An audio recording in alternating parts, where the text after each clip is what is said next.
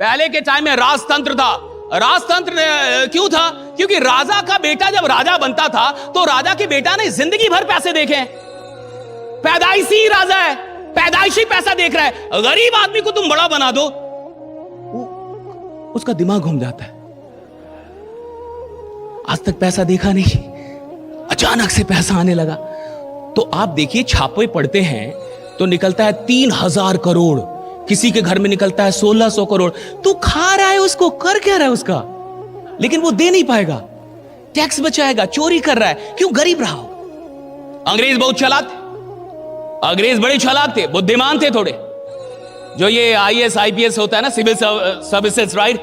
आपको पता है अंग्रेजों के वक्त में इसका एग्जाम कहां पे होता था? लंदन में। आपको बनना कहां पे? सिविल सर्वेंट, इंडिया में। एग्जाम देने किधर जाना पड़ेगा? लंदन। और कितने दिन का होता? 30 दिन का रखते थे, गैप करके 30 डेज। अब 30 दिन तक लंदन में कौन रहेगा? जो बड़े बाप का औलाद होगा। लंदन जाएगा कौन? भाई लंदन आप कैसे चले जाएंगे अगर आप गरीब हैं तो? लंदन जाके एग्जाम कौन देगा? जो अमीर घर का होगा। बहुत चालाक थे। उनका मानना था कि अमीर घर का आदमी को बनाओ IAS IPS, ताकि ये भ्रष्ट नहीं होगा पैसों के, क्योंकि वो तो पैसा जिंदगी भर देखा है।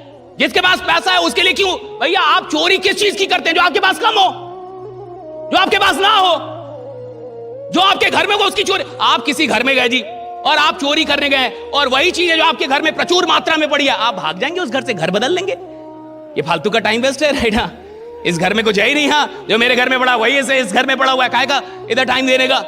आप उन चीजों के लिए चोर बनते हैं, उन चीजों के लिए आप लालची होते हैं, उन चीजों के लिए आदमी जो उसके पास कम है या उसको लग रहा है अभी भी कम है।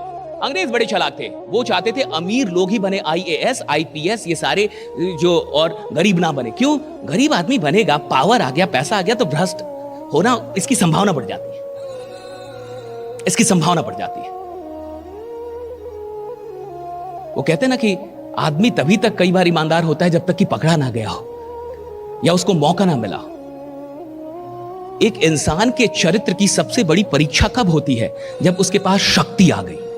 अब पता चलेगा ना कि वो आदमी कितना लायक और कितना नालायक है। अभी कमजोर आदमी क्या करेगा? कमजोर आदमी पीड़ित होगा, वो किसी का शोषण नहीं कर सकता। मजबूत लोग शोषण भी करते हैं, उसके लिए भी शक्ति चाहिए। आप और जितने भी लोग यहां पे बैठे, एक बात समझिए मेरी बात, हम जो भी काम कर रहे हैं वहां प्रैक्टिस आप तब कर पाएंगे जब आपका मन लगेगा।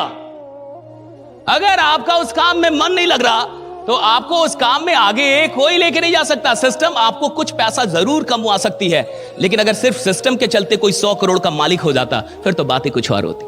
किसी काम को शुरू करने से कोई चैंपियन नहीं बनता, किसी काम को कैसे फिनिश करना है इससे कोई आदमी चैंपियन बनता है। कि फिनिश करना आता है कि नहीं, उसको फिनिश करना आता है कि नहीं। अगर आप एक फिनिशर नहीं है तो आपकी कीमत बहुत कम लगेगी।